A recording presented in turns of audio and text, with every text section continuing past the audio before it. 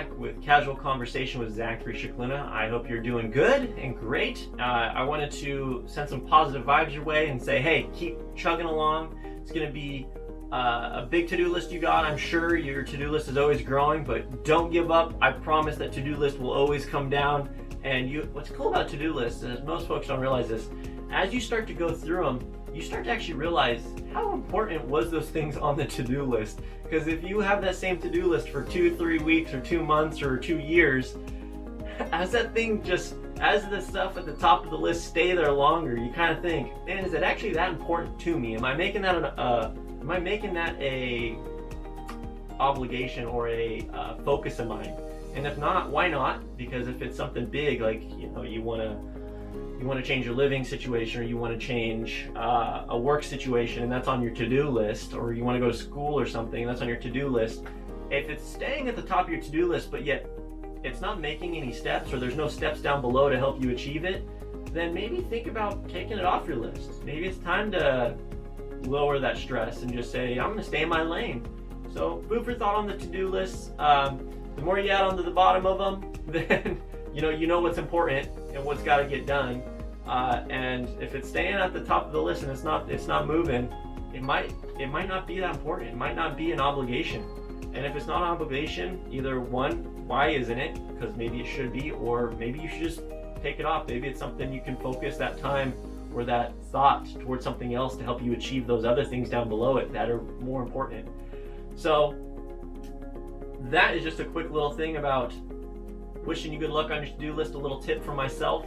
I live by to-do lists. I used to have a written work to-do list of 4 different categories and what the day looked like and the schedule and long goals and short goals. It was really great. Really liked it. Now I've moved it electronically and it's still a blessing nonetheless. But if you're that type of person, to-do list it. It's great. I wish you luck. If you need tips, happy to help. But the main reason we're coming to this video here today is to tell you a little bit in regards to a question I get pretty frequently, and it's why is this house $100,000 cheaper than it should be? Well, there's usually a reason. There's a couple reasons. Well, one is probably its conditions really, really rough, and the photographer did a really, really good job, and they earned their keep on that one. That tends to be, I'd probably say 50-ish% of the time that the photos were really, really good. And the house is just, there's something underlying, whether it's the roof shot, foundation shot, extraordinarily bizarre amount of dry rot on the exterior, but yet the paint looks great, but yet the wood's just crumbling on the outside. Those will be kind of big things. So again, condition, false condition can be that 100K difference. The other dynamic we're starting to see more of is folks who are being represented by agents, and it's a online bidding process through a independent third party of that listing agent, who tends to be just a traditional listing agent like somebody like myself, but then they have this third party software that auto sorts offers that come in, and they do this 100 grand less for a bidding war is the dynamic. So it's 100 grand less because it's meant to attract a lot of attention, whether that means they are definitely creating a bidding war, or they're just looking for attention for themselves as the agent, because that is great marketing. If you can have 1,000 people look at this house instead of just like 50 or 100, from a marketing standpoint, someone as an agent has their face in the yard on a for sale sign or online presence with it, then that kind of can look good for them, that they get all that extra attention. And then on the flip side, when they do eventually sell it for 100 or 200 grand more than what it should have been, then that also makes them look like a hero, because they sold it for a lot more, even though the market supported where it was supposed to be a long time, where it was supposed to be at the high value. If they look like a hero, it's a marketing concept. Again, the agent looks like a hero because they dropped that price so low, had a huge bidding war, sold the home really high.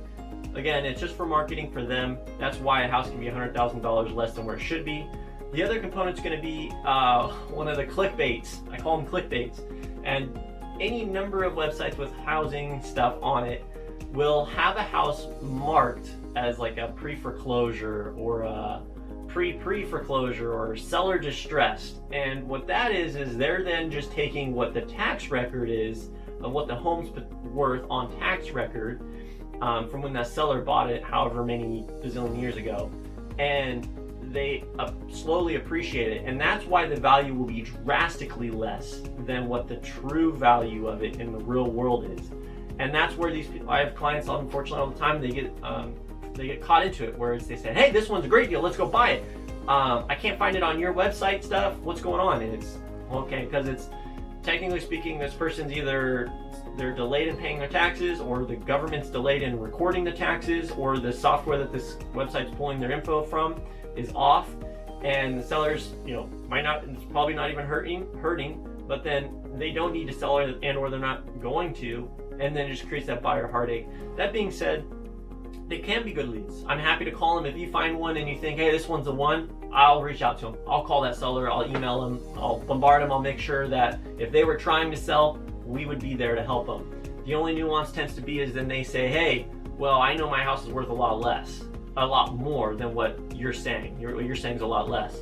So again, if the house value seems too good to be true, that's usually a reason. And reach out to me, let's talk about it. I'd be happy to discuss it, get you educated on it, but there tends to be a reason why the house is so cheap, whether it's condition, whether it's agent marketing, and they intend for it to go to where market's supposed to be, or it's a clickbait scam of some kind. So those are the big reasons why a house would be marketed 100 grand under where it should be, or any large chunk under where it should be based in a neighborhood.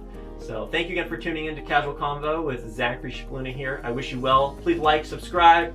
Please share this with your friends. Please pass in your referrals along. We've got a monthly raffle going on here for a weekend getaway. So please forward your referrals over. You and that person will get entered in to win. So until next time, thanks again for tuning in.